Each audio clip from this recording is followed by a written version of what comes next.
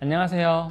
덕효동물의센터의 김여원장입니다. 오늘은 슬개골에 대해서 말씀드리려고 합니다. 슬개골 정말 말도 많고 탈도 많은 질병이죠. 자, 슬개골 탈구가 도대체 뭘까요? 쉽게 말씀드리면 우리가 만져지는 무릎뼈, 그거 우리 아이들도 있거든요. 그 무릎뼈가 무릎을 굽혔다 폈다 하면 이렇게 움직여야 되거든요.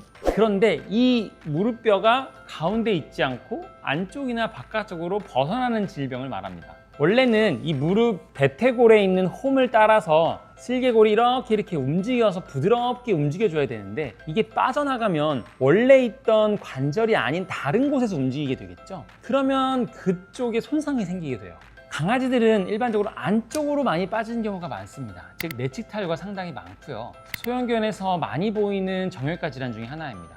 유전질환이기도 하고요. 보호자분들께서 보통 이게 가끔 다리를 들고 뛰어요, 깽깽이를 해요 라고 말씀하시는 분도 계시고요. 아니면은 걸음걸이가 좀 이상해요 라고 말씀하시는 분도 많습니다. 이렇게 파액이라고 하는 이런 걸음걸이를 유발하기도 합니다. 그럼 슬개골 탈구는 무조건 수술해야 하는 질병인가요? 사실 그건 아닙니다. 슬개골 탈구가 단계가 있어요. 총 4단계가 있거든요. 이 단계에 따라서 수술을 하는 경우가 있고 안 하는 경우도 있습니다. 중요한 건 단순히 탈구가 있다는 것보다는 지금 우리 아이가 실제로 얼마나 불편해하고 아픈지 또는 앞으로 얼마나 더 나빠질 수 있는지를 보는 것이 중요합니다. 어떤 아이들 같은 경우는 탈구가 있어도 아무 문제가 없을 수 있어요. 반면에 나이가 어린데 탈구가 너무 심하거나 다리가 아파한다 또는 이미 관절에 변형이 생겼다 이런 아이들도 있거든요. 그래서 수술 여부는 단순히 탈구가 있다만으로 결정하는 것이 아니고요. 지금 우리 아이가 보이는 증상, 관절의 상태, 걷는 정도, 그리고 슬개골의 단계를 모두 종합해서 판단해야 합니다. 그렇다면 몇 기부터 수술을 고려해야 하나요? 라고 물어볼 수 있습니다. 보통은 몇 기부터 수술해야 되냐고 물어보시는데 사실 기수로 판단을 드리려면은 3기부터는 무조건 수술을 하시는 게 좋고 자기는 수술을 해도 재발이 잘 되거나 수술적으로 완전히 교정이 안 되는 경우가 많습니다. 그래서 보통은 2기에서 3기로 넘어가려고 할 때쯤에 수술을 권해드리는 편입니다. 근데 단순히 이렇게 기수만 중요한 것이 아니고요. 아이가 다리를 아파하거나 염증이 너무 심하다면은 수술을 해주시는 것이 좋습니다. 반대로 2기라고 하더라도 생활하는데 크게 문제가 없고 염증이 심하지 않는다라면은 당연히 수술보다는 물리치료라든가 보조제, 보존적 관리를 해주시는 것이 좋을 수 있습니다. 그래서 몇 기냐 보다는 현재 우리 아이의 상태가 어떠냐를 보시고 판단해 보시는 것이 좋습니다. 괜찮겠지 하다가 오히려 방치가 될 수 있고 빠르게 진행되는 경우가 있을 수 있기 때문에 정확한 판단을 해보시는 것이 좋습니다.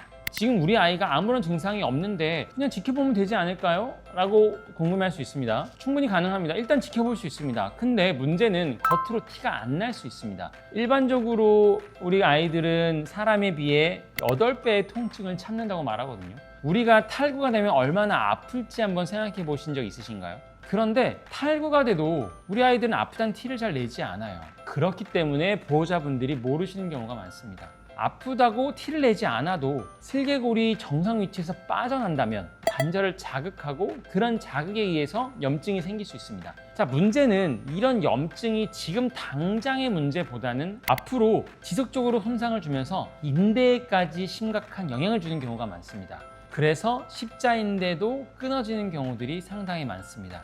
어린아이들의 경우 슬개골이 빠지면서 다리의 축이 휘어져 버리면 그런 상태로 성장을 하는 경우가 있거든요. 이런 상태가 되면 처음에는 심해 보이지 않아도 점차 다리 길이가 길어지면서 휘어가면서 성장하는 경우들이 많습니다. 이렇게 지금 당장은 괜찮아 보일 수 있지만 앞으로 심각한 문제를 일으키는 경우들이 상당히 많습니다. 한 가지를 말씀드리면 십자인대 파열의 경우 제일 큰 원인은 염증입니다. 즉 뭔가 충격을 받아서 십자인대가 끊어지기보다는 염증으로 인해서 십자인대가 꾸준히 약해지다가 조금만한 충격으로 끊어지는 거라고 볼 수 있습니다. 이런 큰 질환은 결국 아주 간단한 염증으로부터 시작될 수 있습니다. 그렇기 때문에 미리 관리해 주시는 것이 좋습니다. 그러면 슬개골 탈구가 자연적으로 나을 수는 없는 건가요? 약을 먹고 나을 수는 없는 건가요? 라고 물어볼 수 있거든요. 그냥 결론적으로 말씀드리면 이미 구조적으로 탈구가 진행이 됐다는 것은 정상으로 돌아오는 경우가 거의 없다고 보시면 됩니다. 즉 정상적으로 돌아오신 것이 아니라 더 이상 진행되지 않는 그 상태로 유지가 되는 경우는 있을 수 있습니다. 물론 저희도 이 상태로 유지를 하려고 하거든요. 왜냐하면 이런 탈구 같은 경우는 약간의 인대가 늘어났다의 문제가 아니라 슬개골이 결국 홈에서 빠져나와서 구조적으로 변형이 될 수 있는 문제이거든요. 그러다 보면 인대라든가 근육의 축이 틀어지게 되고 결국 다리 자체의 변성과 축의 이상이 생기게 되거든요. 그래서 정상적으로 돌아오는 경우는 사실 거의 없다고 보셔야 되고, 약으로 관리하는 경우는 일단은 염증을 줄여주고 악화를 최대한 늦추는 정도로 보시면 됩니다. 다만 증상이 좀 경미한 경우는 체중을 좀 줄여준다거나 이렇게 재활을 통해서 근육을 관리해 주신다거나 하는 걸 통해서 오랫동안 악화되지 않도록 관리를 해볼 수 있습니다. 만약에 수술을 한다고 하면 어릴 때 하는 게 좋은가요? 아니면 최대한 늦게 하는 게 좋은가요? 이런 걸 궁금해하시는 분들이 많으신데요. 이거는 무조건 빨리도 아니고요. 무조건 늦게도 아닙니다.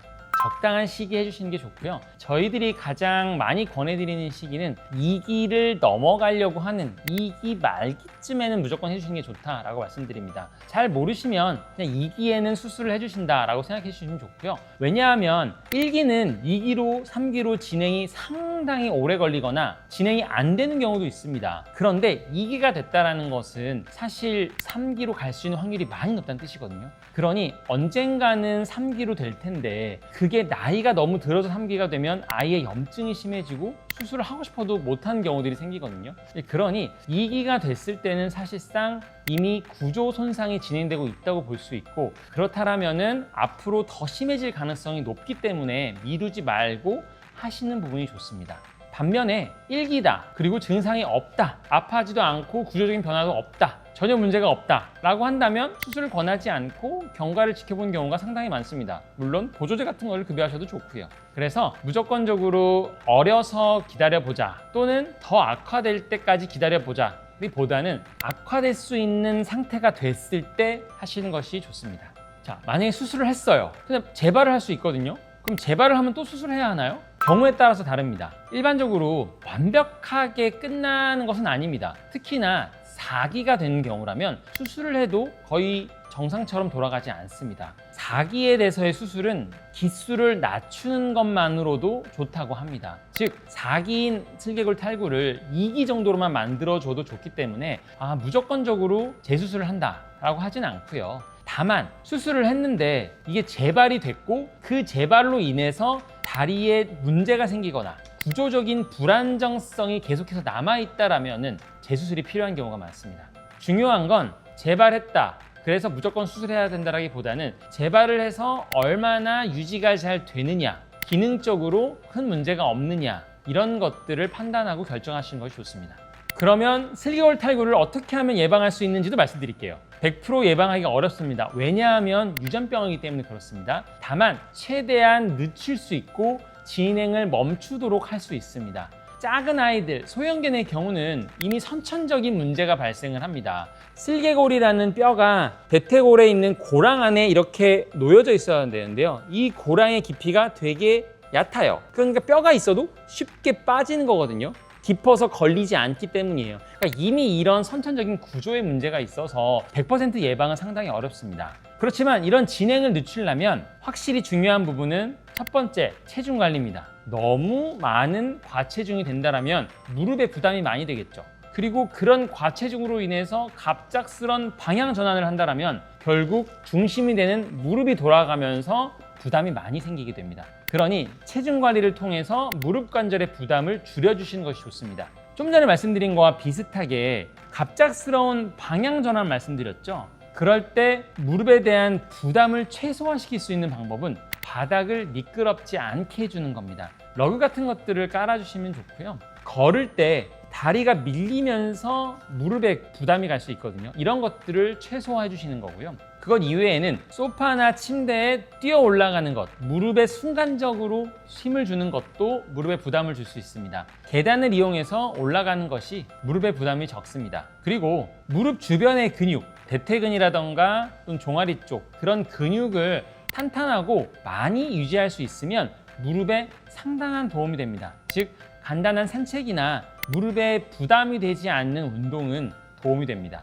또 하나, 아이들 간식 줄 때 두 다리 이렇게 폴짝폴짝 뛰는 거 있죠? 이거 별로 안 좋습니다. 체중을 4개의 다리로 지탱할 수 있게끔 해부학 구조가 되어 있습니다. 그런데 그걸 두 다리로 든다라면 당연히 뒷다리에 무리가 가겠죠. 또 허리를 들면서 디스크가 생길 수도 있습니다. 결국 어렸을 때부터 이렇게 깡총깡총 뛰는 습관을 들이지 않게 해주시는 것이 좋습니다. 뭔가 완전히 없앨 수 없기 때문에 예방을 통해서, 그리고 병이 생겼다라면 진행을 최대한 늦출 수 있는 것이 제일 중요합니다.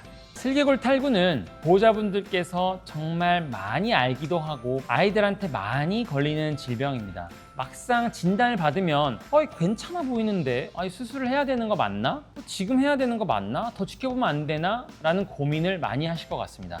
중요한 건 탈구가 있다 없다가 아니고 지금 우리 아이의 무릎 상태가 어떤지 좀 더 정확하게 진단을 하시고 앞으로 얼마나 악화될 수 있는지를 판단하셔서 수술에 대한 결정을 하시면 좋을 것 같습니다. 무조건적으로 걱정하실 질환도 아니고요. 반대로 가볍게 볼 질환도 아닙니다. 정확한 진단과 정확한 시기 판단이 제일 중요하다고 볼 수 있습니다. 지금까지 슬개골 탈구에 대해서 말씀드렸습니다. 혹시 궁금한 부분은 댓글 남겨주시면 제가 답변 달아드리도록 하겠습니다. 지금까지 더케어동물센터의 김연이었습니다. 감사합니다.